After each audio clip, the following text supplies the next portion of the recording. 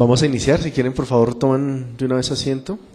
La idea es que les vamos a dar a ustedes la palabra si tienen alguna pregunta, inquietud, propuesta.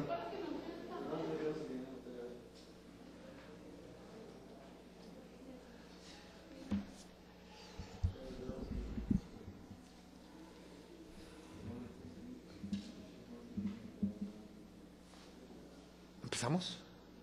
Estamos esperando streaming, dice. Ah. Que el streaming está al aire.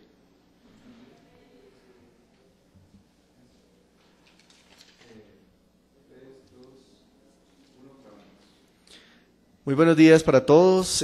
Vamos a dar paso a la séptima mesa que el Ministerio de Educación Nacional abre para que los estudiantes de educación superior den sus opiniones, planteen preguntas y sobre todo hagan llegar sus propuestas sobre el proyecto de ley 112 de reforma a la educación superior. Hoy tenemos la presencia del viceministro Javier Botero Álvarez, quien se va a encargar de responder a todas las inquietudes que tengan los estudiantes, quienes están, tenemos algunos presentes aquí en el auditorio Luis Carlos Galán del Ministerio y estamos recibiendo en este momento a través de las cuentas de Twitter y Facebook sus preguntas e inquietudes. Viceministro, pues vamos a comenzar entonces con una que nos llegó por Twitter de El Misántropo. Dice, con la reforma tendrá la educación superior, con la reforma tendrá el Ministerio de Educación mayor capacidad para vigilar, sancionar y aplicar correctivos por abusos académicos y administrativos que cometen algunos centros educativos. Sí, muy buenos días.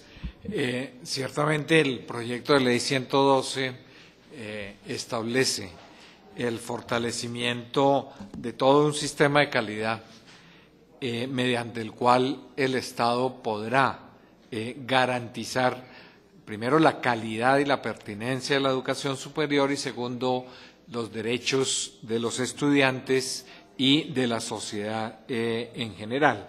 Por eso, realmente todo el título 5 del proyecto de ley 112 pues se dedica al sistema de calidad. Y de estos el capítulo 3 del título 5, es decir, desde el artículo 102 hasta el artículo 114, se dedican al desarrollo del mandato constitucional de la inspección y vigilancia, porque recordemos que la Constitución, desde el artículo 68, pues realmente da la responsabilidad a el presidente de la República de velar por la calidad de la educación en general.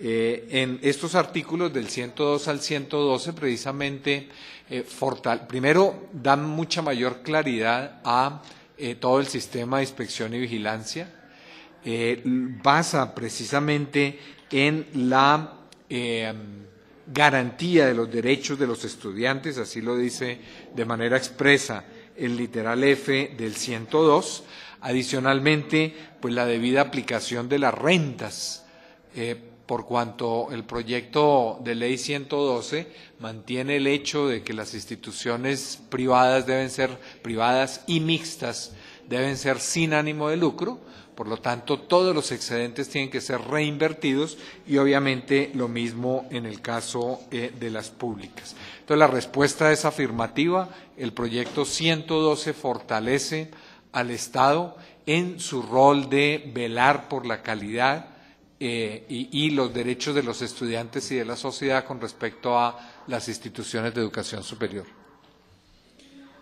Sí. Bien, por favor, para las preguntas, ven hasta acá, las haces aquí en el micrófono para que podamos registrarlas y podamos oírlas todos.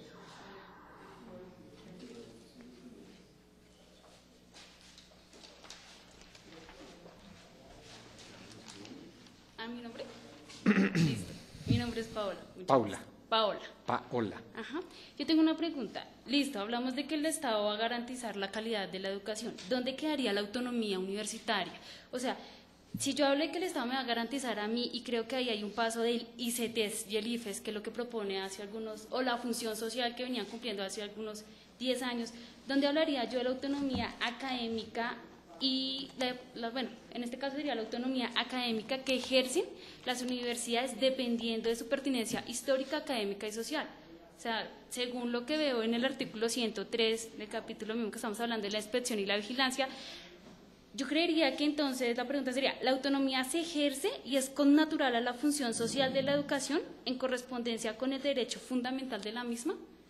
¿O cómo, o sea, no sé, yo no tengo claro todavía cómo la universidad se autogobernaría desde la inspección que propone el Estado en la ley? De acuerdo, Paola, es una muy buena pregunta porque ciertamente para muchos no ha sido claro. Lo hemos tratado de explicar. Son dos mandatos constitucionales, ¿cierto? La Constitución otorga autonomía universitaria, por un lado, y por otro lado responsabiliza al gobierno por velar por la calidad. Y eso es precisamente lo que nosotros planteamos. Hay autonomía, realmente las instituciones de educación superior, en el marco de su autonomía, tienen total libertad de cátedra, total libertad de investigación, de generación de conocimiento y de, digamos, formular todos sus programas académicos, programas de estudio y programas de investigación, ¿cierto? Desde el Estado, y mucho menos desde el gobierno, se le dice a las instituciones de educación superior qué es o qué no es lo que deban enseñar.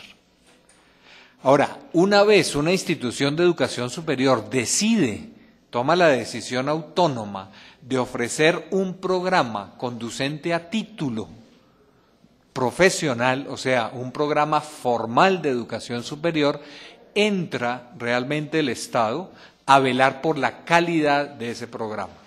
Y son varias las razones. La primera, pues, está en la misma Constitución, ¿cierto? En cuanto a que, pues, es un derecho del estudiante que la formación ofrecida, los programas de formación ofrecidos por la institución sean de calidad, ¿cierto? Una vez la institución decide, es decir, la autonomía está en la decisión de qué es lo que quieren ofrecer y cómo ofrecerlo, ¿cierto? Pueden tener diferentes modalidades, metodologías, escenarios, hasta enfoques, obviamente.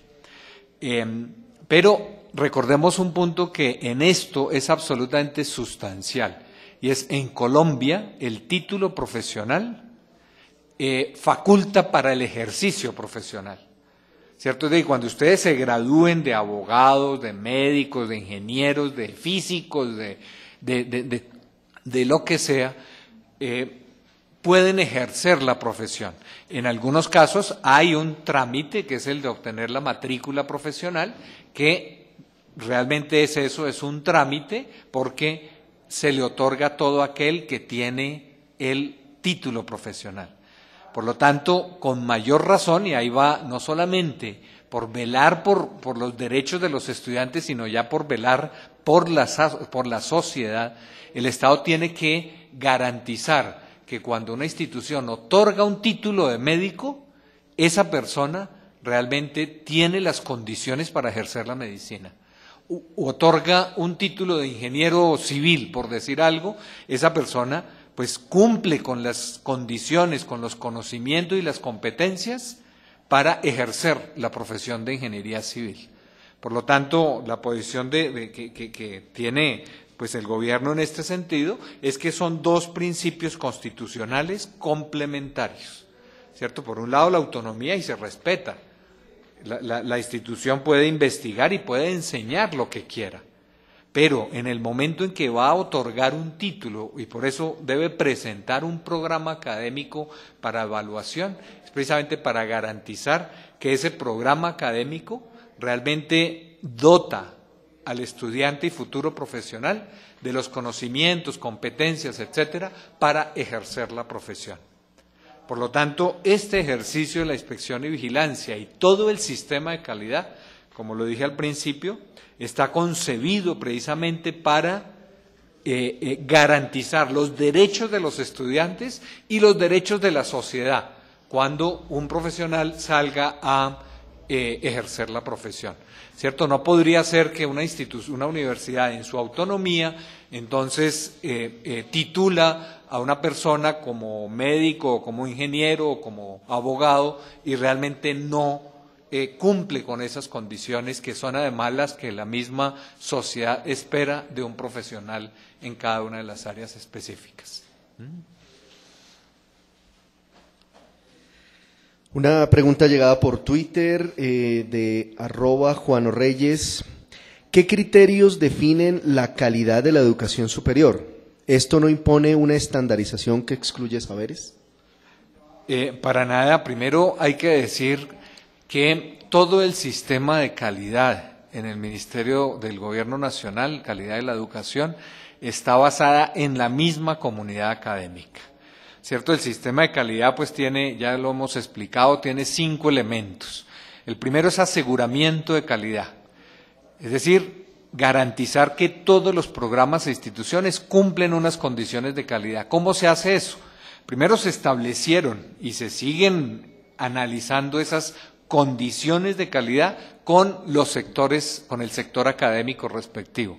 Es decir, si se emiten unas resoluciones donde están las condiciones específicas, resoluciones que se trabajan con las asociaciones de facultades, con el sector académico. O sea, es el sector académico quien establece, ahí en algunas veces o realmente con mucha frecuencia en conjunto con el sector profesional, establece esas condiciones.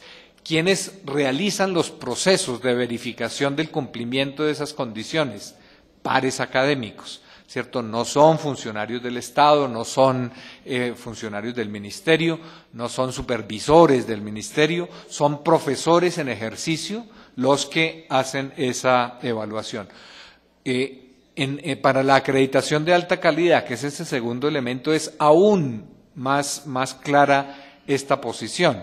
La acreditación de alta calidad hoy la realiza o el proceso lo evalúa el Consejo Nacional de Acreditación, compuesto por 8 profesores todos, profesores universitarios, académicos muy reconocidos, son quienes lideran el proceso de acreditación. Y el proyecto 112 precisamente le da mayor autonomía al Consejo Nacional de Acreditación, porque hoy es el Ministerio quien acredita, con base obviamente en la recomendación del Consejo Nacional de Acreditación, pero en el proyecto 112 vamos un paso más allá, que sea el mismo Consejo de Acreditación el que acredite. Y es el Consejo Nacional de Acreditación, como dije, compuesto por 8 consejeros académicos todos, quien produce, actualiza y mantiene los lineamientos de acreditación, los lineamientos en cuanto a variables, factores, etcétera, que debe cumplirse. Y aún los procesos de inspección y vigilancia se basan también, en la mayoría de los casos, en la misma comunidad académica. Por lo tanto, es la comunidad académica la que establece las condiciones y además de eso es la que hace la verificación.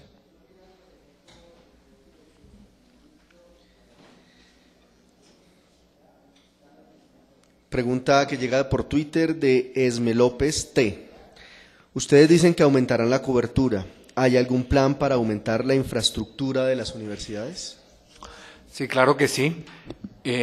Afortunadamente se logró que en la reforma al Sistema Nacional de Regalías quedara de manera expresa, taxativa, que la infraestructura física y tecnológica en educación es un rubro en el cual se deben invertir las regalías. Por lo tanto, estamos ya trabajando con los rectores y obviamente desde allá con las entidades territoriales para que se formulen los proyectos de mejoramiento, de ampliación. En muchos casos, muchas universidades públicas e instituciones de educación superior estatales requieren, por ejemplo, toda la parte de reforzamiento estructural, de mejoramiento de la planta, Y además de los recursos adicionales que plantea el proyecto 112, pues está una fuente muy importante que es el Sistema Nacional de Regalías. Para que la escuchen todos, porque si no, no la escuchan en streaming. Paola, sigue. Bueno, para mí, digamos que el problema va más allá del financiamiento y es toda la parte de autonomía, que eso contempla. Si leí bien el articulado de la reforma, quiero hacer la primera pregunta. ¿Qué concibe el Ministerio por universidad? ¿Qué es la universidad para el Ministerio? ¿Y cuál es la diferencia entre universidad e instituciones de educación superior? Bueno, precisamente, Paola, el artículo plantea esa diferencia y la hace mucho más explícita que la Ley 30, ¿cierto? El artículo 23 pues pone 4 condiciones para ser universidad, ¿cierto? Para tener la denominación de universidad.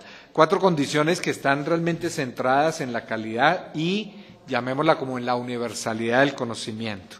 La primera condición es desarrollar programas académicos en por lo menos 3 campos del saber, ¿cierto? Campos del saber, y tener por lo menos un programa de doctorado, ¿cierto? Y obviamente el programa de doctorado, la autorización que la otorga de nuevo el mismo sector académico, tiene obviamente unos condicionamientos importantes. Segundo, investigación. Desarrollar investigación de alto nivel, demostrable a través de grupos de investigación reconocidos en las 2 categorías superiores definidas en el Sistema Nacional de Ciencia, Tecnología e Innovación y por lo menos en 3 campos del saber. Tercero, un componente fundamental para una universidad es su cuerpo profesoral, ¿cierto? Que cuente con profesores con formación que corresponda a los niveles y campos del saber que desarrolla, en las ciencias, las artes, la técnica y la filosofía que lo soportan, con esquemas transparentes para su vinculación, permanencia y promoción. Y el cuarto tiene que ver mucho con los estudiantes y con todo el sistema de gestión, mantener estrategias de dirección y gestión que incluyan programas de atención integral al estudiante, referida a apoyo financiero, acompañamiento académico y adaptación al entorno académico, mejoramiento de la calidad docente, movilidad académica y participación en redes de conocimiento y de diversificación de fuentes de recursos. Esto, pues en el proyecto, pues es lo que uno plantearía, es lo que define realmente a una institución de educación superior como universidad. O sea que con esto la universidad, por ejemplo, no sé si entiendo bien, la pedagógica desaparecería. No, para nada. Porque no tiene 3 campos del saber. Claro que los tiene. Pero si solo ofrece licenciaturas. Claro, pero es que ofrece licenciaturas en ciencias, ofrece licenciaturas en artes, ofrece licenciaturas en educación. Ahí nomás ya están los 3 campos del saber. Y además tiene ya un doctorado, participa ya en un doctorado, está en el doctorado de 3 con la Universidad Distrital y la Universidad del Valle. O sea, esa condición A ya la tiene la Universidad Pedagógica. O sea, que no desaparecería como muchos Pero dicen. para nada. Además, pongamos que hubiese otro ejemplo de una universidad que no cumpliera estos requisitos en 8 años, porque es que el proyecto da 8 años para cumplir los requisitos. La institución no desaparecería, simplemente tendría que cambiar, de no llamarse universidad, sino pues ser una institución de educación superior. Pero entonces la pedagógica, si la tiene esos 8 pedagógica, años, como le digo, seguiría siendo universidad. Pero claro, Universidad Pedagógica Nacional. Ya, esa era mi pregunta.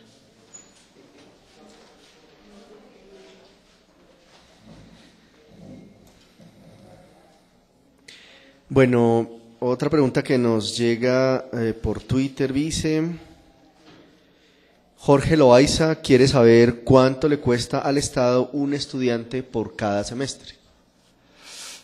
A ver, esa es una pregunta que queremos llegar a responder. Realmente el cálculo que tenemos es bastante grueso. Primero, si hablamos de aportes del Estado, tendríamos que incluir los aportes de la Nación y los aportes de las entidades territoriales. La Nación, o sea, el presupuesto general de la Nación, aporta aproximadamente 3.550.000 pesos por estudiante por año. y las entidades territoriales en muchos casos de universidades territoriales aportan, digamos, bueno, no otro tanto, pero aportan otra cantidad. Precisamente el proyecto 112 establece que en estos 3 años, 2012, 2013 y 2014, se haga un trabajo con las universidades o en general con las instituciones de educación superior para establecer los costos en el que incurren las instituciones para formar un estudiante, además en las diferentes áreas. Es muy distinto formar una persona en matemáticas o en filosofía o en música a formarla también en medicina o en administración o en contaduría. Por lo tanto, lo que plantea precisamente el proyecto es que hagamos un trabajo muy concienzudo con las instituciones de educación superior para establecer efectivamente esos costos. Otra pregunta que nos hacen llegar que tiene que ver con financiación, dice Miyakif, ¿la financiación del Estado dependerá del PIB? Si este decrece, ¿cómo queda la situación de las universidades? A ver, la financiación para las instituciones de educación superior que plantea el proyecto 112 tiene, por un lado, tiene 3 elementos, ¿cierto? Por un lado, una garantía de crecimiento de los aportes como mínimo, con el índice de precios al consumidor, ¿cierto? Que es lo que trae la Ley 30, ¿cierto? La Ley 30 trae esa garantía. El proyecto de 112 mantiene esa garantía. Pero además de eso dice que del 2012, o bueno, del año siguiente a que se apruebe el proyecto, o sea, ley, hasta el 2022, habrá un incremento del 3% sostenido por encima del IPC, que obviamente es independiente del crecimiento de la economía, ¿cierto? La economía podría contraerse, es decir, podría haber un crecimiento negativo del Producto Interno Bruto. De todas maneras, los aportes de la nación crecerían un 3% por encima del IPC. Adicionalmente, y es el tercero, trae en el artículo 146 un aspecto que tiene que ver con el crecimiento del Producto Interno, perdón, el 145, con el Producto Interno Bruto, que dice que adicional a esa garantía del IPC y a esa garantía de un incremento del 3%, habrá unos aportes adicionales que tienen que ver con el Producto Interno Bruto así. Si el Producto Interno Bruto crece entre el 0 y menos que el 5, habrá un incremento del 30% de ese crecimiento. Por lo tanto, supongamos, si la economía creciera el 4, habría un aporte adicional del 1.2% del aporte que se hizo ese año. Si la economía crece entre el 5 y el 7,5, sería del 40%. ¿Qué quiere decir eso? Supongamos, como este año 2011, se espera que la economía crezca un poquito más del 5, supongamos que creciera el 5. Entonces, a final de año y para el 2012, habría un incremento del 40% de eso, o sea, 2 puntos adicionales. O sea, el aporte adicional sería el 3 que ya mencioné, más este 2 que tiene que ver con el Producto Interno Bruto. Y si la economía creciera, como ocurrió en el 2007 tal vez, que creció por encima del 7,5, el aporte adicional sería aún mayor, porque sería el 50% de ese crecimiento. Entonces son, de nuevo, 3 aspectos distintos. Uno que garantiza por lo menos un crecimiento con el IPC, otro que garantiza 3% por encima del IPC, independiente del crecimiento de la economía, y otro que ciertamente depende del crecimiento de la economía. ¿Y con qué espíritu, llamémoslo así? Con el espíritu de que si a la economía le va bien y por lo tanto pues hay mayores impuestos, hay mayores ingresos al Estado, por parte pues, de ese crecimiento de la economía, se comparta más de ese crecimiento con las instituciones de educación superior. Otra pregunta que nos llega, que tiene que ver también con el tema de recursos, viceministro. Dice, ¿la calidad es condición para recibir recursos? Explíquenme un poquito el artículo 147 de esta reforma. ¿Allí las universidades públicas tienen que competir? A ver, sí. Digamos que las universidades públicas tienen que competir de diferentes maneras. Lo que el artículo 146 plantea es que ese 3% adicional se distribuirá con base en unos indicadores, la mitad de ello, aclaro primero, el 50% de ese incremento iba directamente a las universidades, que fue una propuesta que hicieron los rectores de las universidades estatales, que se acogió. Y la mitad de ese incremento hasta el 2014 va directamente a las universidades. La otra mitad de ese incremento se distribuye con base en cuatro bolsas de grandes indicadores. Primero, el aumento de cobertura con un énfasis en regionalización, es decir, privilegiando el aumento de cobertura en los lugares, en las ciudades de Colombia o en los pueblos que tienen muy poca oferta de educación superior.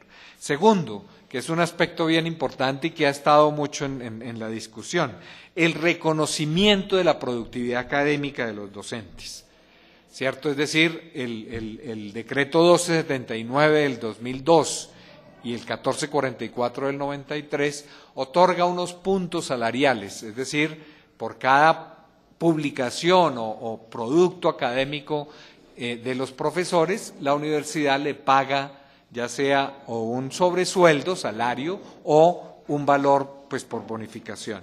Entonces, a través de este literal B del 146 se tendría en cuenta eso para cubrir parte de ese costo.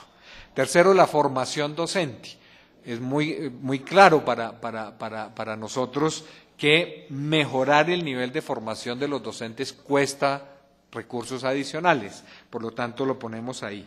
Y el cuarto es el fortalecimiento de la capacidad de investigación e innovación.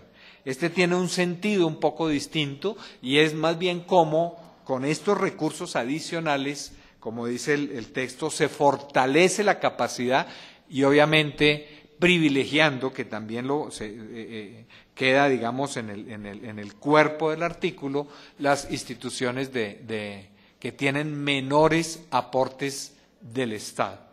De esta manera sí pensamos que obviamente habrá, digamos, un estímulo a las universidades para que pues haya mayor generación de cupos en las regiones, para que los profesores pues realmente tengan mayor productividad académica, haya mayor formación docente y haya un fortalecimiento de la capacidad de investigación e innovación. Creo que de pronto, Omar, de los que están aquí, no sé si alguno. Sí, y quería hacer una aclaración. La pregunta anterior nos la mandó Oscar Camacho a través del Twitter. No sé si alguien de acá tiene preguntas, por favor. Por favor, se acerca aquí para que lo oigamos todos. Muchas gracias.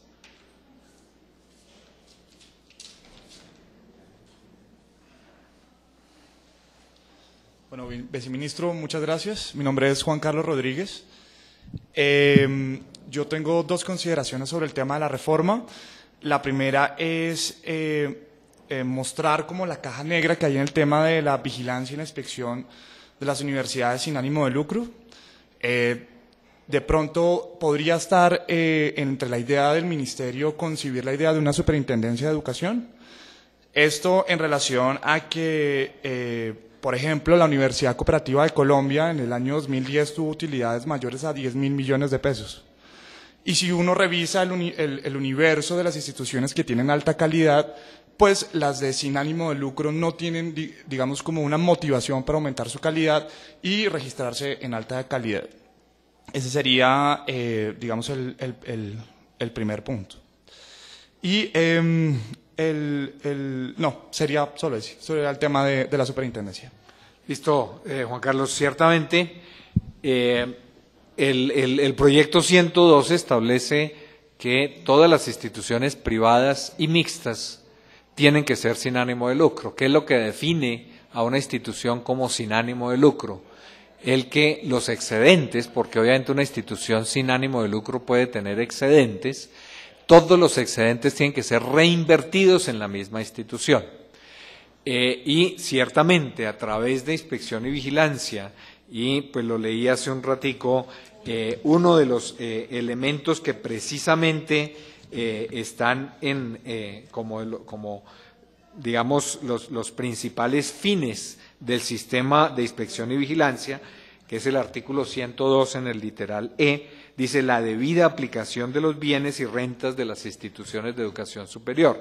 Y esto está desarrollado más adelante. Sí esperamos que el Estado tenga muchas más herramientas para velar porque esos recursos de la educación superior sean todos reinvertidos y utilizados en la educación superior.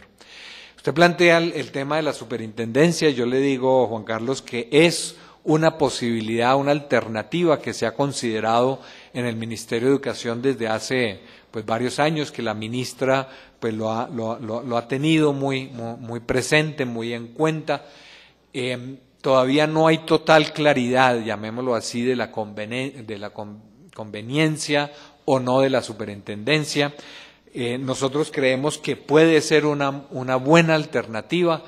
En el sector hay posiciones muy encontradas, como con respecto a todo, diría yo.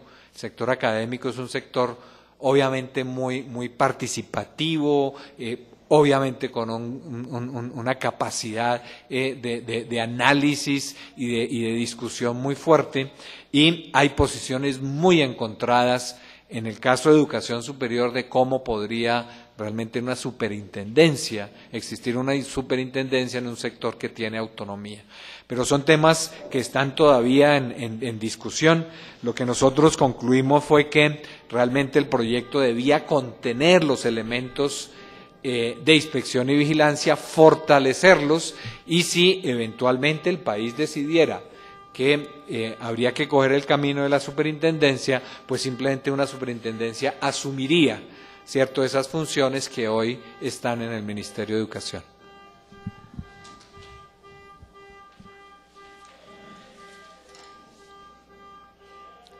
Otra pregunta que nos llega por Twitter, @MarcosC. Dice, ¿cuál va a ser el papel de la empresa privada en la educación superior? A ver, uno espera que la empresa privada, pues como un actor importante en cualquier sociedad, y además como, llamémoslo, un receptor y obviamente contratante de los profesionales, o contratante importante de los profesionales que se gradúan de la educación superior, pues participen en todo el proceso. Ya mencioné los sectores profesionales, los gremios profesionales, los consejos profesionales, pues deben participar más en toda la definición de estas condiciones de calidad. El Ministerio y el ICFES, para las pruebas Saber Pro, pues convocan a los gremios profesionales para que participen. Adicionalmente, pues ojalá participen también de mayor y mejor manera con recursos. El proyecto pues excluyó el elemento de inversión con ánimo de lucro, pero obviamente queda, y ojalá tomara mucha mayor fuerza, la inversión sin ánimo de lucro, es decir, las donaciones. Colombia no tiene una tradición de donaciones a las instituciones de educación superior. En otros países, en otras latitudes, es una fuente muy importante de recursos para las universidades. Aquí en Colombia no, son pocas y a muy pocas universidades. Por lo tanto, pues sí esperaría uno que ojalá realmente hubiera más donaciones y pues también asimismo una mayor participación en esa definición. Por otro lado, el Ministerio, pues ya por política pública, pues ha venido fortaleciendo lo que se llaman los comités Universidad, Empresa, Estado, como una forma de favorecer, por un lado, el impacto de la educación superior de las universidades en los diferentes sectores sociales del país, como, llamémoslo así, facilitar y propiciar el uso de todos esos resultados de investigación y de generación de conocimiento que ocurren en las universidades en el sector privado, y asimismo pues de que lleguen a las universidades, a los centros y grupos de investigación, necesidades del sector privado, del sector productivo, para que pues asimismo los grupos y centros de investigación pues aporten a la solución de esos problemas o de esas necesidades. Si tienen más preguntas acá, por favor, nos cuentan. Acérquese, por favor. Les recordamos a quienes están conectados, la cuenta de Twitter del Ministerio es @mineducación para que nos hagan llegar sus inquietudes. Muy bueno, buenos días. Mi nombre es un estudiante de Universidad Pública, estudiante colombiano. No creo que se necesite decir mi nombre, aunque ya esté registrado tanto en Minutos de Portería como en estos espacios y esta carta que vamos a hacer firmar el día de hoy. Yo tengo unas preguntas, pues, un poco, no tanto para que las lea desde la reforma, señor viceministro, sino pues para que me dé su concepto. ¿Qué es calidad? ¿Qué es calidad de la educación o qué es calidad en ¿Qué es general? calidad de lo que se refieren con esto? Educación de calidad. En la reforma se habla que todo se está logrando para una calidad. ¿Qué es calidad? Claro, el Ministerio trabajó desde pues que llegó la ministra, trabajó con diferentes actores, con secretarios de educación, con docentes, con rectores universitarios, una definición de calidad que esencialmente dice que una educación de calidad es aquella que forma mejores seres humanos, ciudadanos íntegros, respetuosos de lo público, respetuosos de los derechos humanos, ciudadanos y profesionales idóneos que pueden contribuir al desarrollo de ellos mismos, al desarrollo personal y al desarrollo de la sociedad. Adicionalmente, pues ciudadanos y profesionales pues competentes, competitivos, no solamente a nivel, digamos, regional, nacional, sino también a nivel internacional. Pero digamos que el ser competente no puede poner en tela de juicio lo que es el llegar a ser estudiante competitivo, porque yo puedo llegar a ser competente como ciudadano, pero la competencia que en este país pues ha sido tan desigual, pues podría quitar la posibilidad de muchas personas, tanto familiares como de nosotros, o de bajos recursos, o de indígenas afrodescendientes, que no se contempla tanto en la reforma, porque si estamos articulando un proyecto de reforma, tiene que articularse con los proyectos tanto etnoeducativos como los de extensión a zonas donde no se encuentran universidades. Si se dice que ¿cuántos cupos se van a crear de aquí a 3 años? En los 4 años del gobierno, el planteamiento es llevar la cobertura al 50%, lo que requiere... cupos? Por favor, lo que requiere que la matrícula en educación superior cuente con 645.000 estudiantes más, ¿cierto? De los cuales 45.000 son de posgrado y 600.000 son de pregrado. Disculpe, Esto viene... ¿Y en qué lugar los van a poner? Claro, obviamente eso no lo decide el Ministerio. Recuerde que pues ha habido inquietudes de la autonomía. Realmente el Ministerio no le puede decir a ninguna institución ni universidad cree un cupo aquí o cree un cupo allá, o cree un cupo en esta carrera o en esta otra. Pero como, digamos, se está diciendo que se va a dar unos recursos del Estado, se va a dar, ¿cierto? Se van a dar unos billones para que las universidades públicas puedan dar esos cupos, pues esas mismas universidades públicas a las que se les está diciendo que van a dar los cupos, pues se está teniendo como una presión para que ellos abran esos cupos de los cuales no tienen. Les comentamos pues a la gente, digamos, que el hacinamiento en las aulas ya es grande, ¿sí? Que simplemente por un descache que se ha hecho en el sistema, digamos, de la Universidad Nacional para ver esa cobertura y esa ampliación, digamos, de la posibilidad de que muchos llegamos a estudiar, pues simplemente hace que en un salón un poco el cuarto de este auditorio, pues nos metan a 45, 60 estudiantes. siendo un espacio para 15 estudiantes. Entonces, pues, si ustedes dicen que estos recursos públicos se van a invertir en universidades públicas, pues las personas hacen referencia a las universidades públicas como la Nacional, la Pedagógica, la UIS, la del Cauca, ¿sí? Y estas universidades no tienen pues la infraestructura, no tienen cómo dar cupos. Entonces, ¿ustedes cómo van a hacer? ¿Qué van a decirle a las demás que pueden entrar a universidades públicas cuando éstas no pueden entrar? Cuando éstas no pueden darle cupo a los demás y cuando, digamos, se dice que los profesores no pueden tener una interacción con los estudiantes. Porque yo sí puedo meter acá a todas las personas que quieran, pero ¿cómo se va a desarrollar esa competitividad, desarrollo de la construcción de un país, de lo que hablan de lo que me dijo de calidad, si no vamos a poder escucharnos en un aula, sino simplemente se va a diferir por tantos oídos la discusión de un profesor y nos vamos a reprimir simplemente a unas diapositivas? Si me permite, pues Claro. yo le hago 2 comentarios al respecto. Entonces, lo primero, y ya pues estuvo la pregunta de la infraestructura. Ciertamente el Ministerio es consciente de que hay unas necesidades importantes en infraestructura. Por eso que, digamos, desde el Ministerio, que es un cálculo que hacemos nosotros, se los contamos a los rectores, pero son ellos quienes deciden. Desde el Ministerio realmente estamos planteando, primero, que las universidades públicas en los 4 años crezcan únicamente en 95.000 estudiantes, ¿cierto? Los 600.000, pues van muchos a formación técnica, profesional y tecnológica, que consideramos hay una necesidad enorme en el país por formación técnica, profesional y tecnológica. Segundo, pues obviamente Colombia tiene un sistema en el que hay instituciones privadas e instituciones mixtas, algunos irán a instituciones privadas.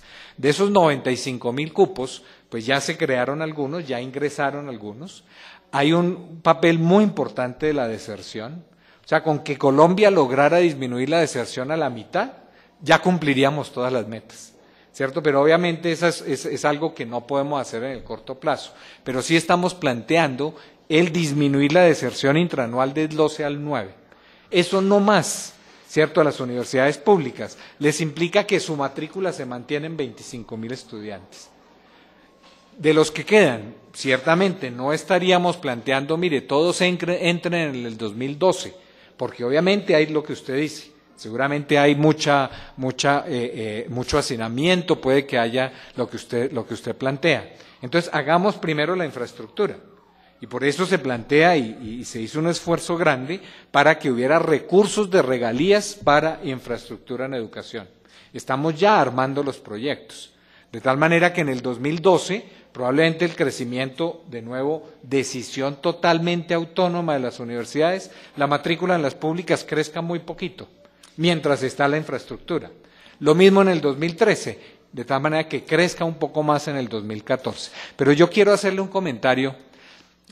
Esa relación de tamaño de los grupos y calidad hay que analizarla muy bien. Yo no sé si usted ha visto o ha estado o así sean películas, las principales universidades del mundo, las que están arriba, los grupos no son grupos de 10.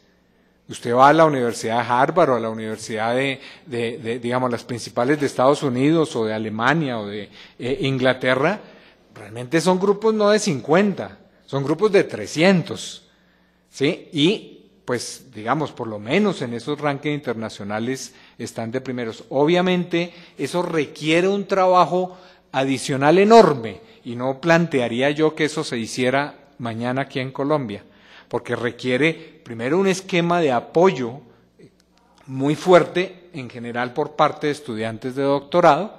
Segundo, pues sí, una actitud mucho más activa del estudiantado, no de sentarse a recibir la clase, sino de participar y generar, y casi que el aprendizaje lo hace el estudiante. De tal manera que son aspectos que pues son discutibles, obviamente son aspectos que cada institución de educación superior define, ¿cierto? Y el ministerio no lo impone. Así como tampoco, como le decía al principio, el ministerio no tiene ni tampoco pretendería, porque no es su función, decirle a una universidad cree 5 nuevos cupos en Arauca, o 5 en Guainía, o 5 en Bogotá, Bueno, digamos o ahí, 10 en Cartagena. Digamos que nosotros ahí con eso, entonces para eso el rector Moisés Wasserman dijo, bueno, en la nacional no va a entrar ningún cupo más. Es decisión Exacto. totalmente Y cómo autónoma. Colombia Claro. construye la idea de que todos quieren pasar a una universidad nacional. Entonces ahí simplemente podríamos decir, bueno, esta reforma o este proyecto de ley simplemente eximamos ya la nacional porque no va a tener el presupuesto No, porque y no vamos a poner los cupos No, por no, lo que no, nos van a no. dar. Joven. Espera que tengo la palabra y pues, Muy bien. pues lo estoy utilizando acá con el micrófono. Referente, digamos, que si mañana lo van a hacer con las regalías, pues que yo sepa, un edificio, pues por más manos de obra no se construye de diciembre 24 a enero 28 que pueden iniciar clases. Y pues mucho menos en todo el país. Y en las zonas, digamos, como Guainía o los departamentos donde pues más ausencia universitaria hay. Entonces, pues yo me pregunto, el próximo año o hasta dentro de 2 años no van a haber ningún incremento de esos cupos, ni mucho, digamos, de esa amplitud y cobertura de estudiantado que quieren, pues, realizar ustedes con esta reforma, con este proyecto de ley. Y, pues, digamos que yo no lo he visto tanto en películas, ni he tenido que viajar tanto, sino más allí en Brasil y en universidades de Sudamérica donde se ha planteado este tipo de educación, pues uno ve que el estar en un auditorio no certifica que uno está aprendiendo de verdad. Uno no certifica de que esté con un video bien y esté generando una discusión como lo podemos hacer acá, de que podamos pasearnos por algún espacio de la universidad o de la ciudad donde nos compete comprometernos con la sociedad y decir, venga, yo no entendí esta parte, ¿por qué no lo bajamos a la realidad y comprometernos a un plan de acción? Que para eso se supone que son los proyectos de investigación, pero ¿cómo van a decirnos que son pertinentes, que tenemos una necesidad de mano científica, ¿cierto? Necesitamos que construyamos un país tecnológico, porque usted está diciendo ahorita, no, requerimos pues manos tecnológicas acá. ¿Usted es técnico? No. Yo sí. ¿Si usted es técnico? Soy ingeniero y como ingeniero me considero técnico y tecnólogo. Que ¿Sí? si soy técnico profesional, digamos, como titulación, no. Y soy físico, que también es un trabajo técnico. Bueno, pero digamos que cuando usted salió, no salió a ganarse de pronto los 900.000 pesos que salió lo que dijo la ministra, que dijo que todo técnico salía a ganarse 900.000 pesos. Y como pues acá dijeron que iban a dar un subsidio de ¿cuánto? De 630.000 pesos. ¿Sabe al cuánto semestre. se gasta un estudiante promedio por semestre? Y a gatas, o sea, con muy poco, se gasta 774.500 pesos. Eso diciendo que no monta en Transmilenio. Eso excluyendo los sábados de almuerzo y de transportes. Entonces me pregunto yo, bueno, cuando yo salga de mi universidad y cuando tenga que pagar algunos créditos que me adquirí para seguir estudiando, pues ¿cómo voy a pagarlos con un salario que no va a llegar a ser 900.000 pesos, sino unos 700, 600 o 536.500 pesos como el salario mínimo actual? Entonces me digo, ¿cómo voy a poder pagar yo las responsabilidades que tengo como ciudadano, las responsabilidades que tengo con el ICETEX y pues con mi alimentación diaria y más? Si mis papás me dieron educación todo este tiempo, yo tengo que retribuirles a ellos lo que me han dado. Porque si no, pues ¿cómo estaríamos funcionando? Porque como ya no se puede hacer la jubilación, ya cada vez es más trabajo, como a los profesores, ¿no? Bueno, usted trabaje mucho más, hay más cupos, hay más todo esto, usted tiene que especializarse porque si no, no puede dar este curso y no va a tener escalafón, como mismo lo leía usted. Hay unos escalafones para profesores, hay unos escalafones que se los va ganando y la universidad se los dirá, pero ¿cómo lo vamos a hacer? Pues con que usted se eduque, pero si usted se eduque tiene que producir más, y tiene que producir conocimiento, y tiene que producir. Entonces si usted va a escribir, no puede estar educando a los estudiantes, no puede estar preparando su clase, y no puede estar formulando algo que construya la nación. O la nación no tanto, sino una sociedad humana que construya y que crea en un verdadero derecho a educación. Porque si decimos que pues este es un espacio para todas y todos, pues yo veo que solo vemos unos cuantos. Y que digamos que si esto verdaderamente cuenta para abrir la discusión, pues no estamos los que requeríamos generar la discusión. O como lo hicimos en el Congreso, se dieron las propuestas. Y yo me pregunto, Bueno, ¿y esas propuestas tuvieron que modificar la propaganda que comenzaron a rodar en estos días? Porque si vamos modificando así para que las personas vayan percibiendo de que se está modificando todo y que estamos cambiando la reforma por lo que han dicho los estudiantes, pues no, porque no podemos, como diría mi mamá, maquillar la situación. Porque no podemos dar pañitos de agua tibia. Y como diría mi abuelita, no podríamos dar pan y circo al pueblo que está necesitado. Porque como yo pude entrar a la universidad pública, requiero que mis hermanos colombianos, colombianas, afrodescendientes, indígenas, no solo de estratos 1, 2 y 3, no, 4 también pueden tener, porque muchas veces ellos están privados de una educación pública y tienen que entrar a una universidad privada. Muchas veces, por el costo de vida y por la manera que es remunerada la vida acá en Colombia, no se puede estudiar y toca trabajar. Y pues lo hago público, aunque no sé qué tan público llegue a ser esto. Pues nosotros vamos a hacer firmar, pues si nos hacen el favor, la siguiente carta que lo voy a leer. Bogotá, Distrito Capital, octubre 31 de 2011, 9 de la mañana. El día 31 de octubre nos encontramos 4 estudiantes de educación superior quienes llegamos a la citación dada por el MEN a las 8 a.m. en sus instalaciones. Nos parece una falta de respeto que necesitáramos de 1 hora para empezar el corto espacio de discusión. Solicitamos que para una próxima mesa se cumpla el horario y la verdadera divulgación de estos espacios. Porque con muchos estudiantes de la universidad pública no quisieran asistir acá. ¿Por qué no pues me hay consigue muchos estudiantes exactamente? que no. Porque aquí estábamos a las 8. No. No. Verifiquemos, ¿Sí? verifiquemos a qué hora entonces, ¿por qué en la minuta, porque queda registrada que a las 8 y porque en la minuta se dice, esperen que no ha llegado el viceministro, espere. No. Mire, yo llegué aquí antes de las 8. No. Verifiquemos la hora. Entonces, ¿por qué nos de tenían en la puerta? ¿Por qué nos tenían en la puerta? Y no es el hecho de simplemente decir, no, es que no lo pasaron en portería. No, señores, porque se hicieron las comunicaciones pertinentes y llamaron allí. Entonces, como que decimos, bueno, si estábamos a las 8, ¿por qué no nos hicieron seguir? A menos sienten algún espacio. Igual, si somos estudiantes, también necesitamos respeto porque también tenemos horarios. Y como yo tengo que ir a trabajar y no podía estar acá todo el día esperando a ver si de pronto nos iban a atender, ¿sí? Yo le digo, si es así, pues hubo malentendido. Yo estaba aquí antes de las 8, bastante antes de las 8, y desde las 8 estuve pendiente de, pues lo que me dijeron es no han llegado estudiantes, y pues si no han llegado estudiantes, pues no bajé en el momento en que me dijeron hay estudiantes. Si es así, le ruego nos disculpe, no es la información que tengo, pero pues obviamente la intención es escucharlos. Y bueno, digamos que es muy bueno, pues ojalá que todas las personas que se encuentren ahorita conectadas al Twitter o al Facebook, o que si pudieran llegar acá, pues excelente. Quisiera, digamos, dejar unas cosas ahí.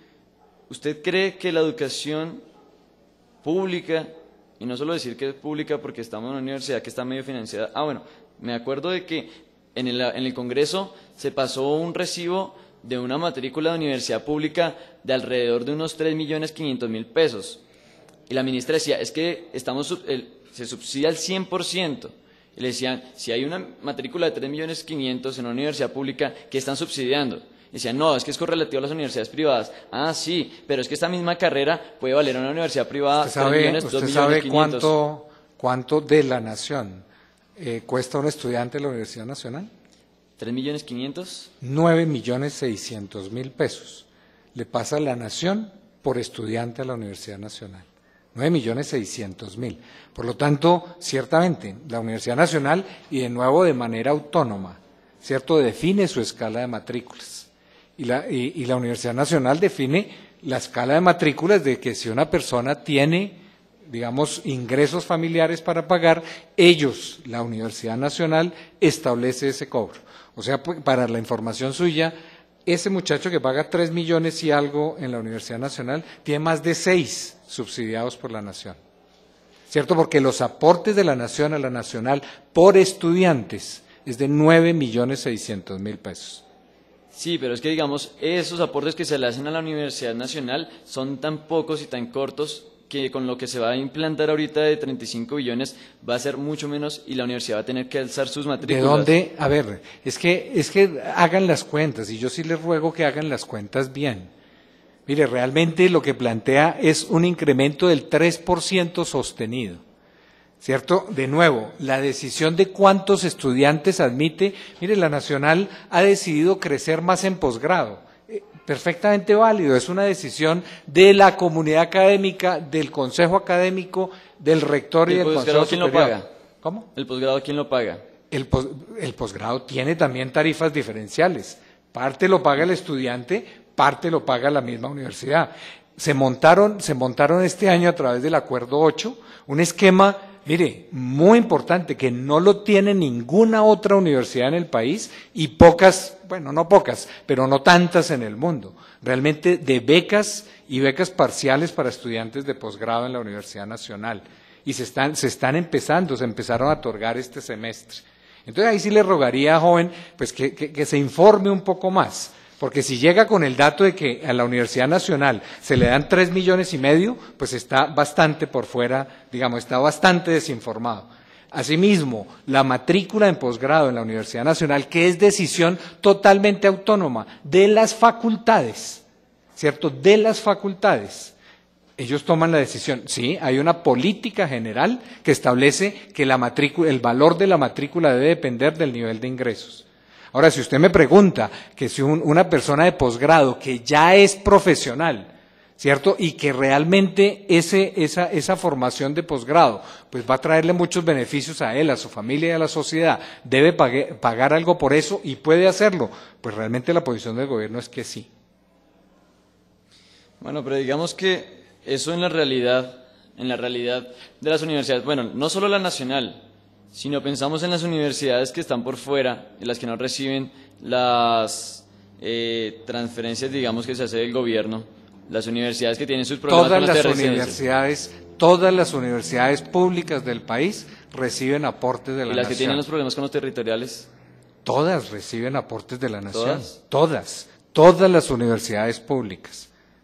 Algunas reciben adicionalmente de la entidad territorial. Por eso le digo, joven, infórmese, porque es que venir a decir aquí cosas que no corresponden es bastante desafortunado para ustedes mismos como estudiantes. No, pues es ¿cierto? que el hecho digamos, en el debate del Congreso, pues la correspondencia de los estudiantes que han hecho el análisis financiero, pues lo han entregado, y ustedes simplemente han dicho que está mal, y pues profesores como Leopoldo Múnera, o pues los mismos de SUBE dijeron, no alcanza y ese presupuesto está mal hecho. Entonces, digamos, ellos que tienen esa perfección, digamos, de los números, pues lo pueden hacer. Es que yo como estudiante me encuentro con una realidad, pero estoy hablando, ¿no? No, es que es aclarar. Estoy hablando cómo pues vamos a poder generar una discusión.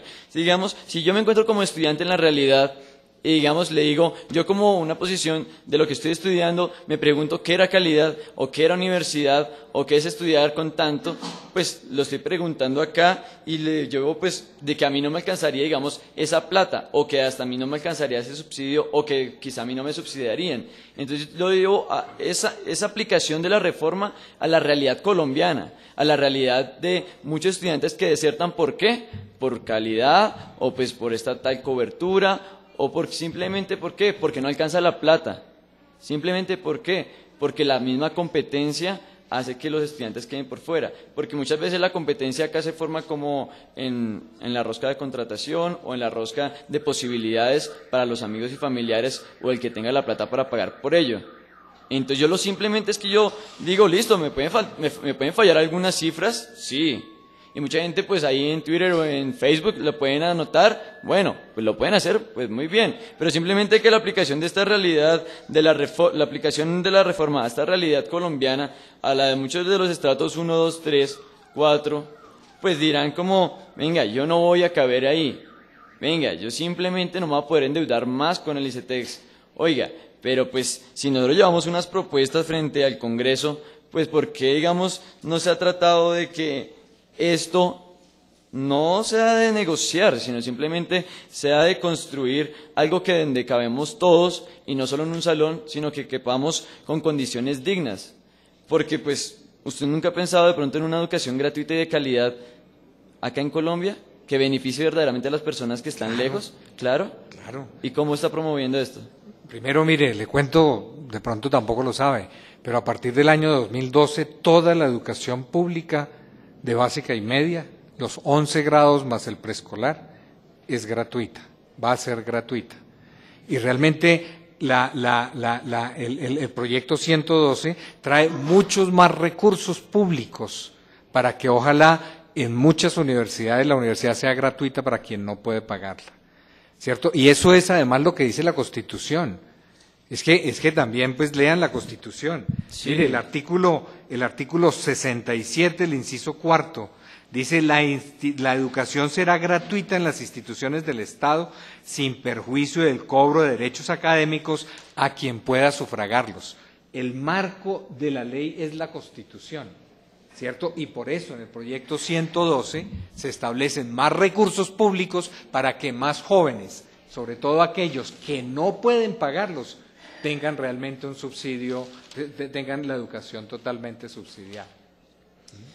Digamos ahí, como pues usted tiene muy claras las cifras, y pues la gracia es que como este es un espacio de discusión y de alimentación, retroalimentación, ¿cuánto se gasta la Universidad Nacional por año? Miren, porque sí, presido el Consejo de la Universidad Nacional, entonces le voy a contar. El presupuesto de la Nacional está aproximadamente en 1.1 billones de pesos, ¿cierto? Un poquito más de 1.1 billones de pesos. De eso los aportes de la Nación son aproximadamente 660.000 millones, si mi memoria no me falla. ¿Qué es el resto? Que es bien importante y voy a remitirlo a usted, ahorita no lo bajé, pero si usted me da un correo, claro que pues no me quiso dar el nombre, pues no sé si me da el correo, pero si me da un correo yo le envío el estudio. La Universidad Nacional es muy juiciosa, afortunadamente, y saca unos informes anuales de informe financiero y mirando siempre los años anteriores. Si usted mira ese estudio, realmente la totalidad, es decir, el 100% de los gastos de funcionamiento, es decir, toda la planta de profesores, ¿cierto? Todos los profesores catedráticos y toda la planta en general, toda la nómina se paga con aportes de la Nación, ¿cierto? Porque ¿qué es ese otro 45% del presupuesto que son recursos propios? En su mayoría, joven, son contratos que hacen las facultades, que son recursos que entran y salen. ¿Para subsidiar a quiénes? No subsidian realmente a nadie. Realmente la universidad cobra un overhead, ¿cierto? Cobra una tarifa por cada proyecto. Eso es lo que le queda a la universidad.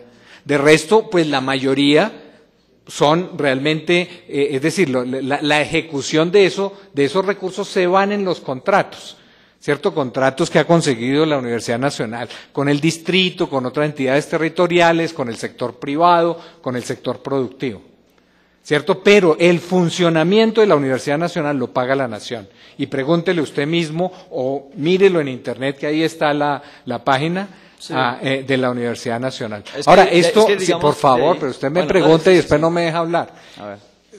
Esto no es cierto en todas las universidades públicas. Y por eso, precisamente en el proyecto 112, planteamos que los aportes no sean históricos. La Universidad Nacional se lleva el 30% de los aportes de la Nación. Y si le sumamos lo del Valle y Antioquia, se llega casi al 50%. Entonces, precisamente lo que planteamos es que esto que va a ser adicional, ojalá vaya más a las universidades que tienen menos aportes. Pero usted me preguntaba entonces por el presupuesto. Entonces le digo, el 100% del funcionamiento lo paga la Nación. O sea, la Universidad Nacional tiene garantizado todo su funcionamiento con los recursos de la Nación. ¿Qué hacen con los recursos propios que la mayoría son de las facultades? Por ejemplo, lo que le mencionaba hace un rato. Realmente este programa de becas de posgrado se financia con los recursos propios de las facultades. O hay facultades que tienen recursos propios que consiguen por contratación y mejoran sus laboratorios. Algunas han planteado construcción de edificios. Ciertamente, esa autonomía ahí ya de la facultad, la que realmente utiliza esos recursos adicionales. Sí, pero digamos que de ese estudio y de ese libro de memorias que usted me está hablando, que es el que hace el estudio de la Nacional, pues 48%, que es la cifra de los recursos propios que ella consigue, pues, ¿qué hace? Que los estudiantes, pues, cuando la facultad con su autonomía consigue estos recursos, pues va a tener tanto un incremento o una demanda por estudiantes para adquirir esos recursos que ellos adquirieron Mire. y que ellos, digamos, tengan Por unos favor, espacios mire más las apretados. cifras, mire qué porcentaje del presupuesto de la Nacional proviene de matrícula de pregrado. ¿Cierto? Vea. Mírelo, porque es que, pues, pararse uno a hablar, digamos, con elementos puramente ideológicos que son perfectamente válidos, ¿cierto? Pero que no aterrizan la discusión. Entonces, si usted va a hablar de Pero es que cifras, si ya la aterrizaron. mire las cifras. Es que ya la aterrizaron. Nosotros acá estamos ya en el espacio. Porque acá ya las aterrizaron en el Congreso y ustedes no las escucharon. Vea. Y de manera, con las propuestas que se llevaron cuatro representantes del sector, digamos, que cobija la educación nacional, pues no solo es cambiar una propaganda. Y sí, digamos, acá yo también pude leer de cierta manera el libro de memorias y lo que ustedes hacen referencia, pero digamos que para mí pues no puede ser tan claro pues los números, o pueda que no sean tan claros los presupuestos como lo manejan ustedes. Pero el hecho, digamos, que me converge la presencia acá es para ver que muchos estudiantes no están de acuerdo con la manera en que ustedes están haciendo la participación o la supuesta construcción de este proyecto de ley. Entonces, dígame, ¿qué propone? Nosotros, Sí. ¿sabe qué proponemos? Sí. Un referendo por educación gratuita de calidad hasta la educación superior, que cobije a todos y todas, indígenas, afrodescendientes, sus hijos, vecinos, nietos o lo que tenga. Porque todos necesitamos llegar a una educación superior para no solo ser manos obreras dispuestas a que vamos a realmente- salir como técnicos y manejar un botón y decir, ya, simplemente voy a oprimir esto y fue toda mi vida. Y que tengamos unos endeudamientos, que tengamos simplemente que competir para no poder, digamos, vivir en una nación solidaria, en una nación que podamos darnos la mano. Mire, esa Esa es propuesta la suya, propuesta. listo, es una propuesta muy válida, pero esa propuesta no depende del Ministerio de Educación. No, yo sé ¿cierto? que no Por compete a eso, ustedes. el Ministerio de Educación no puede llamar a un referendo. La Constitución ya lo dice, ¿cierto? Entonces, pues habría que ir o más allá o modificar la Constitución.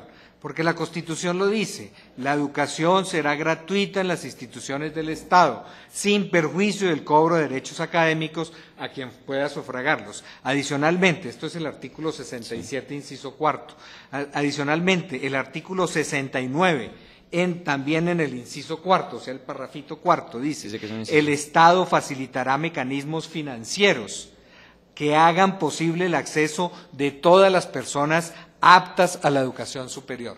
Entonces, bueno, usted plantea un referendo, eso no sería un referendo, ¿cierto? Sería una constituyente para modificar la Constitución. Yo creo que eso es perfectamente válido. Pero fácil ¿cierto? acceso, ¿cómo sería? Plantéenlo a través de las vías que existen para eso en la misma Constitución, ¿cierto? Pero el punto es que realmente el proyecto de ley no contraría, obviamente, no podría hacerlo. El proyecto de ley tiene que escribirse en el marco de la Constitución. Entonces, si ustedes quieren otra Constitución, pues busquen la forma de hacerlo. Creo que son dos vías para hacerlo. Una a través de un referendo que convoca el Congreso de la República y otra a través de una iniciativa puramente ciudadana. Entonces, háganlo. Pero Sí, obviamente, es que digamos- déjeme terminar, obviamente me parece pues muy poco conveniente para el país y sobre todo para ustedes jóvenes colombianos, ¿cierto? Plantear eso a través de un paro, ¿cierto? A través de bloquear, porque es que están poniendo candados. No es que estén diciendo yo no quiero ir a estudiar, están diciendo yo no quiero ir a estudiar y como yo no quiero ir a estudiar, nadie más puede estudiar. ¿Seguro Porque que ese es el paro? ¿Me deja terminar? ¿Seguro que ese es el paro? ¿Me deja terminar? ¿Seguro que ese es el paro? ¿Me deja Acláreme que es el terminar? paro. ¿Me deja terminar? No, porque la joven? gente va a quedar con una idea de que estamos echando Mire, cadena. tengo las cifras, tengo las citas y pasé. Mire, ayer estuve todo el día en Cúcuta, ¿cierto? La Universidad Francisco José de Paula de Cúcuta tiene bloqueada con pupitres y con candados, cuyas llaves las tienen los estudiantes, todas las entradas. No están pudiendo entrar muchos que querrían entrar a estudiar. Lo mismo está ocurriendo en otras universidades, ¿cierto? Entonces mi pregunta es, y yo la hago aquí públicamente y que me la conteste usted o los demás movimientos estudiantiles. Si todos los estudiantes están a favor del paro, ¿por qué tienen que bloquear las universidades? ¿Por qué tienen que poner candado en las puertas? Si todos estuvieran de acuerdo, pues ninguno iría, ¿cierto? ¿Por qué hay que hacer eso? Y de nuevo, si la propuesta de ustedes es un referendo, es una constituyente, ¿cierto? Que debe ser de origen y de origen ciudadano, eso me parece perfectamente válido, es que estamos en una democracia, ¿cierto? Y la vía democrática en un Estado social de derecho, pues tiene sus vías. El gobierno no emite leyes, ¿cierto? El gobierno no podría decir, mire, es que la ley de educación va a quedar así, no. ¿Lo puede hacer? No, señor. Sí, para eso tienen manos, para eso tiene una unidad nacional. Mire. Bueno, respondo ahí entonces a esto. Listo, la Constitución lo dice, pero que se aplique, muchas cosas en la Constitución no se hace. Mire, Vea, para que joven. la educación gratuita nosotros decimos, sí, que sea fácil acceso, significa que, bueno, tengan que pagar de una u otra manera lo que el derecho Ya, le voy a volver a los leer valores educativos, ¿no? el artículo Pero, 69. El Estado facilitará mecanismos financieros que hagan posible el acceso de todas las personas aptas a la educación superior. Eso es lo que está haciendo el Estado. Está facilitando mecanismos financieros. ¿A través de qué? Primero, la educación pública, subsidiada, ¿cierto? Porque usted me dice, no sé cuánto paga usted, pero aún ese que le parecía un exabrupto y que puede serlo, que paga 3,5 millones en la nacional, pues el costo es 9,5 millones. O sea, el Estado está financiando, está subsidiando 6 millones. Y en muchos casos es mucho mayor. Adicionalmente, si el estudiante quiere ir a una universidad privada, pues tiene mecanismos financieros para hacerlo, que es lo que exige la Constitución. Entonces, de nuevo, si ustedes quieren otra Constitución, pues hay los mecanismos para hacerlo. Háganlo. Eso no depende ni del gobierno ni mucho menos del Ministerio de Educación. pues sé que no depende de ustedes y pues ya tocaría mirar si, digamos, tienen la iniciativa para que apoyaran algo de esto, porque pues habría que ver la propuesta de nuevo. Habría que firmar, yo creo. No, ver la propuesta para ver si se firma. Porque digamos, de lo que se facilite el Estado la opción para entrar a la educación superior o a la educación como tal, no implica, digamos, de que la estén subsidiando o no implica de que todos puedan llegar a pagarla. Mire, yo le voy a volver. Y bueno, me vuelve a leer y simplemente es que es el hecho, aplíquelo a la realidad, aplíquelo a la realidad. Mire, es lo que se está aplicando. Aplíquelo a la realidad. El Estado facilita, es que estoy leyendo textual, ¿cierto? El Estado facilitará mecanismos financieros que hagan posible el acceso de todas las personas aptas a la educación superior.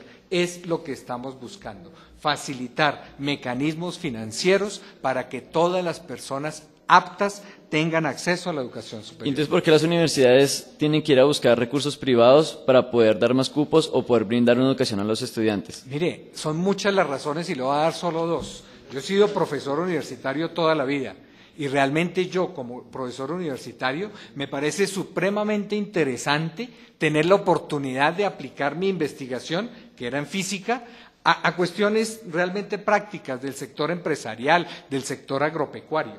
A los profesores les gusta eso, ¿cierto? Les gusta, no a todos, pero a muchos. Realmente les gusta que su investigación no sea solamente el artículo en el journal, en la revista o el libro, sino que tenga realmente practicidad, que el conocimiento que tiene el profesor pueda ser no solamente transmitido a través de un buen aprendizaje del estudiante, sino que tenga un impacto en la sociedad.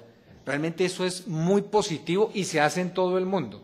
De resto, lo que conseguiríamos son unas burbujas, unas torres de marfil en donde están los profesores y pues realmente sin contacto con la sociedad. Entonces, esa es una forma, es una razón y muy importante para que los profesores participen en proyectos con el sector productivo que obviamente además les genera recursos y puede uno como profesor pues de pronto tener un equipo que por la sola investigación básica puede que no lo tenga. Bueno, un proyecto con un sector productivo puede favorecerlo. Y el segundo, ciertamente, como se está haciendo en la Universidad Nacional, para generar unos recursos a través de los cuales se puedan otorgar becas de posgrado. O sea, razones hay. Ahora, que el Estado podría dar más recursos, sí, y es lo que estamos buscando, ¿cierto? Que haya más recursos públicos, pero realmente ni aquí, ni en ningún otro país del mundo, o más bien, en muy pocos países del mundo, la financiación es totalmente pública, ¿cierto? Cada vez más, aún en los países más ricos y que tienen una tradición pública, las universidades, a motu propio y obviamente por exigencia del Estado y de la sociedad, salen mucho más a la sociedad, salen a ofrecer su conocimiento, porque es que para eso, pero es que es la sociedad la que paga la universidad. Si es que son los impuestos míos y de todos los que realmente pagamos impuestos, los que pagan a la nómina de las universidades. Y obviamente la sociedad tiene derecho a exigir no solamente la formación de los mejores profesionales, sino también la aplicación del conocimiento. Bueno, pues a eso nosotros entonces, pues tenemos esta carta que se hizo lectura pública para que nos haga el favor. Yo no he escuchado la carta. Solamente sí. Lo del ingreso, con lo que no estoy de acuerdo. Por eso, lo dejamos escrito. Es que lo dejamos escrito. Y en la minuta también está, y lo pueden corroborar hasta con cámaras y con todo lo que quieran. Muy bien. Y pues para eso está acá mi nombre, mi apellido. Entonces, pues, para que nos hagan el favor, no lo firmen, dejamos una de esto. Muy bien, reiteramos que desde las 8 de la mañana o desde el momento en el que se anuncia, están abiertas las puertas para que los estudiantes puedan ingresar, como ha sido en estas 7 mesas. Desde las 7:40 de la mañana, el personal de la Oficina de Comunicaciones está dispuesto aquí en este sitio, las cámaras están desde las 7:15, las puertas de este auditorio están abiertas desde las 7. De pronto hubo una falla en la comunicación de Portería para acá, pero de todas formas les reiteramos, el viceministro estuvo desde las 8 de la mañana atento y solo bajó en el momento en que nos informaron que teníamos los estudiantes acá. A pesar de eso también hemos dispuesto algunas mesas que no solamente han contado con estudiantes acá, sino que también con la participación de Twitter y Facebook, que son las redes sociales en las que ustedes están.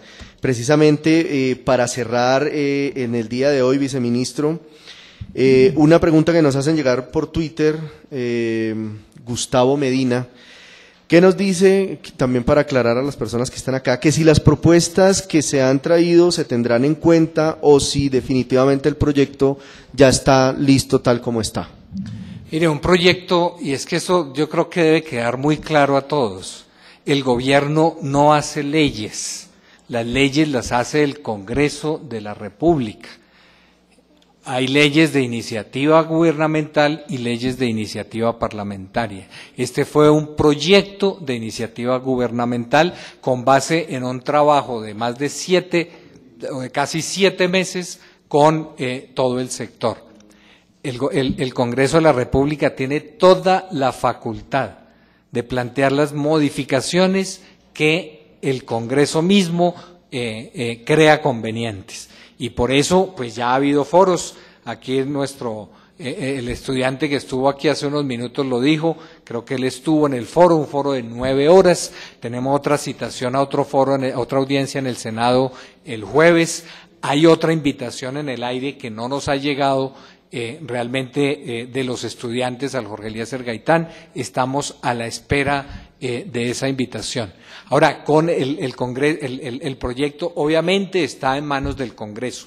Que este espacio es muy importante porque nosotros obviamente como gobierno podemos solicitarle al Congreso que considere modificaciones, lo estamos haciendo. De estas mesas han salido ya propuestas que van a ser presentadas al Congreso. Primero, aclaración de que las instituciones mixtas tienen que ser sin ánimo de lucro. Está en el artículo 37, pero quizás no lo suficientemente claro. Segundo, dejar también totalmente claro que los programas de doctorado que se requieren para conservar o conseguir la denominación de universidad pueden ser programas de doctorado en red. Tercero, también dejar de manera explícita que los aportes de la nación y sobre todo los aportes adicionales no van solamente a aquellas instituciones que hoy reciben, sino instituciones que hoy no reciben ningún aporte, irán a recibir aportes de la nación. De tal manera que pues seguiremos considerando y obviamente propuestas viables. Yo no podría aceptar que en vez del proyecto de ley pues propongamos un referendo, pues eso no está en mis competencias, por lo tanto no puedo aceptar esa propuesta. Pero si hay propuestas que son constitucional y legalmente viables, pues se incorporarán en el proyecto.